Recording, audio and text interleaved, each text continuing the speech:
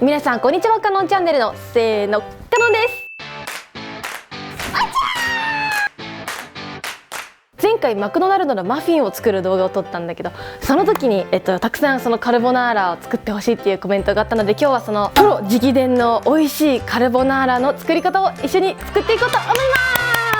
去年だったかな、今年だったか、あれいつだったっけフランスのニースに行った時、その空港の帰りで今まで食べたことないぐらいすっごい美味しいカルボナーラが出てきて、この作り方ぜひ知りたいということで店員さんに言ったら、その時あんまり混んでなかったからか、女性のシェフがやってきて作り方を教えてもらいました。その人フランスでは働いてはいるけれども、なんとイタリア出身で、もともとそのイタリアでレストランでいろいろ料理していた人だそうです。それでは行きましょう。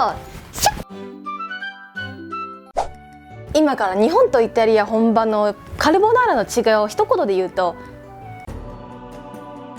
7ことぐらいで言うと、まずクリームにおいては日本は使う、でもイタリア本場では使わない。日本はベーコンを使うけど、本場イタリアではグアンチャーレっていうすごく脂肪分がめちゃくちゃ多い、なんかもう豚の頬肉を使うのが一般的です。なんかそのグアンチャーレがなければパンチェッタがなければベーコンみたいな、そんな感じ。日本でチーズといったら本当チーズとしか捉えてないかもしれないけれども、イタリアでパルメザンかもしくはペコリーノっていうチーズを使います。あと日本では塩をソースに振るけど、本場イタリアでは振らない。あと日本では全玉丸ごと使うっていう料理レシピが多いんだけど、イタリア本場では卵黄だけが多いです。白ワインを使ったりバターを使っているのは使わない本場のレシピの方が逆に多いかもしれん。まあそれはものによるけどね。卵になんと鶏の羽がついてる。これはまだマシの方。この間ね、マックマフィン作った時、鶏の糞がついてたからね。イギリスの卵は洗浄殺菌してないからサルモネラ中毒多いそうですね。はい、今日はこの1234566種類の材料でカルボナーラを作っていこうと思います。まあ言っとくわ、プロでも作ってるような本当に究極のカルボナーラって言われてるカルボナーラは、本来であればこのバターとか白ワインって使わずに作ることが多い。シンプルで究極のカルボナーラよりちょっとこういうなんか芳醇で奥深みのある味の方が好きだと思うから、今回この2つも混ぜて作っていこうと思います。そういえばさ、オリーブオイルもう消費が激しいから、パスタ作りすぎてなんと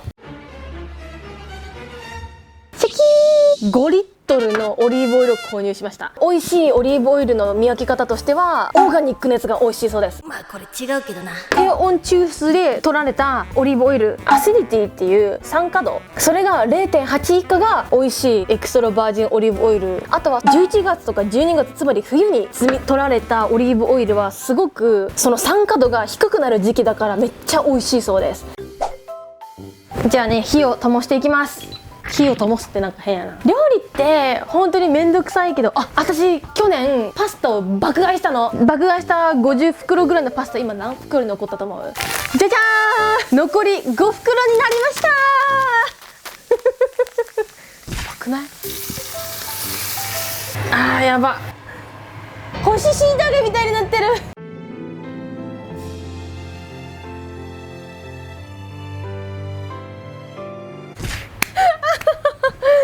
パート2。おいしょ。色がいい感じになんか、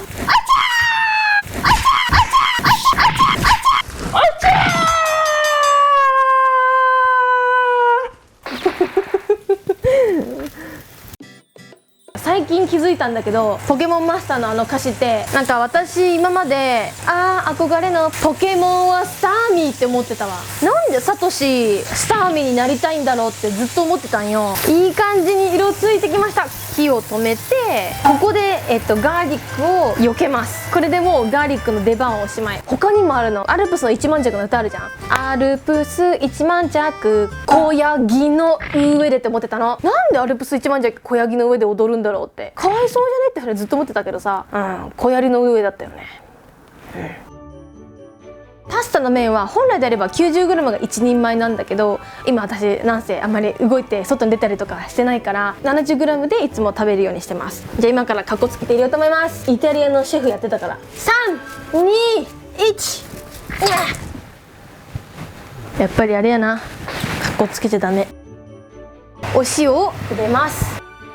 火をちょっと弱めて13分湯がいていきます。で、私が今回使うチーズは、パルメザンではなくペコリーノで、このチーズは普通の牛のチーズではなく羊のチーズです。パルメザンよりも塩気が強いのこれだから、このカルボナーラっていうレシピ自体にはその塩をねわざわざそのソースに入れる必要がないわけ。理にかなっとるよね。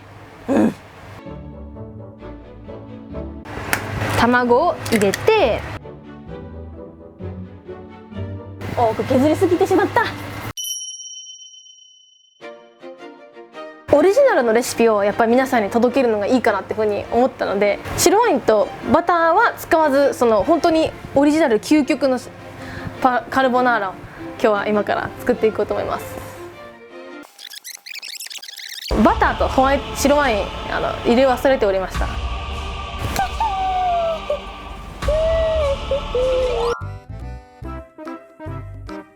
よっしゃ、いい感じに混ざってきました。よっしゃ、では今からこのままパスタをこのフライパンの中に入れます。おいしょ。全然つかめない残りのパスタ。ここでこのパチパチの音がなくなるまでパスタウォーターを入れます。そしてこの中にこのさっき入れたパスタソースを入れていきます。おいしょ。よいしょ、混ぜます。この熱でチーズが溶けてくんよ。おお、溶けてきた溶けてきた。よ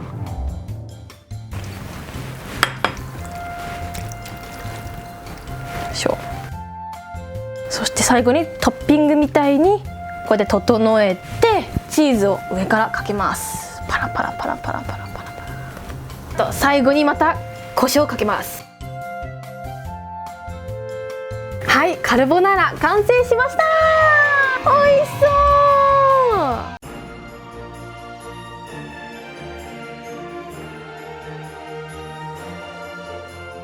ではいただきます。さあさあ、口紅取って。おお。ではいただきます。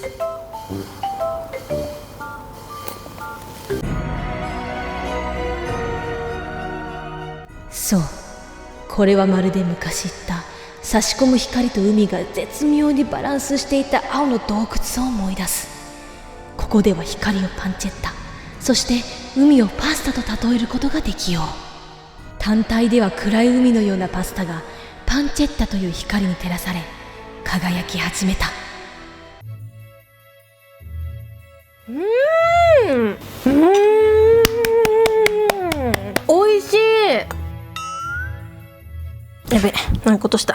生クリームを使う日本のカルボナーラとはまた違ったクリーミーさがある。パスタの麺だけでも美味しいんだけど、このパンチェッタ噛んだらジュワーって味が出てくる麺と一緒にこのパンチェッタをぜひとも食べるこの組み合わせ最高だわ。めっちゃ美味しい。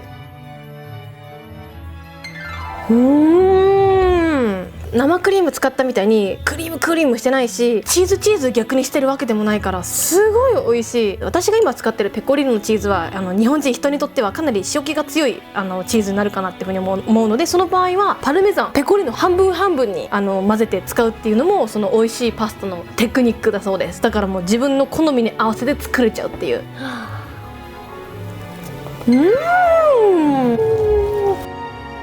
パスタマスターと呼んで、私のこと。その割にミスりまくってたけど、カルボナーラは月に 1,2 回ぐらいしか作らないの。これ逆にね、美味しいの好きなんだよ。でもこれよりも私がもうこよなく愛してるめっちゃ美味しいオリジナルのオイルパスタとクリームパスタがあるから、もし興味あればコメントください。毎日食べても本当に飽きないぐらい毎日食べてて、だからねパスタがあんだけ減る。はい、カルボナーラ完食しました。めっちゃ美味しかったわ。ごちそうさまでした。よっ。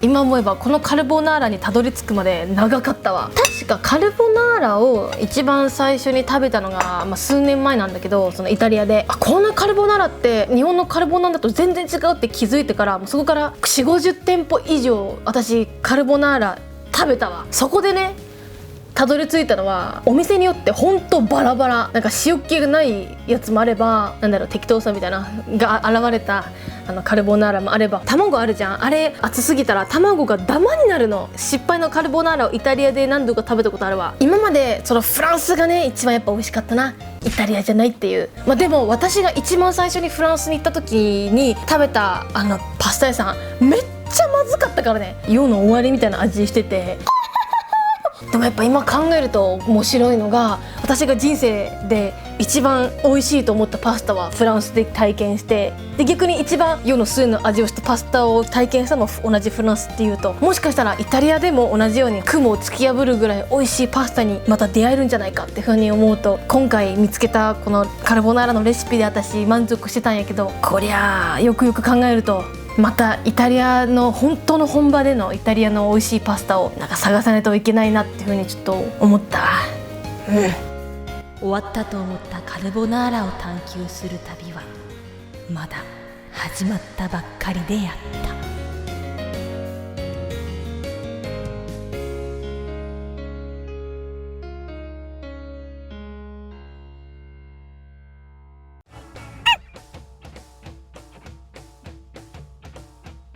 た。ではかっこよくパキって言った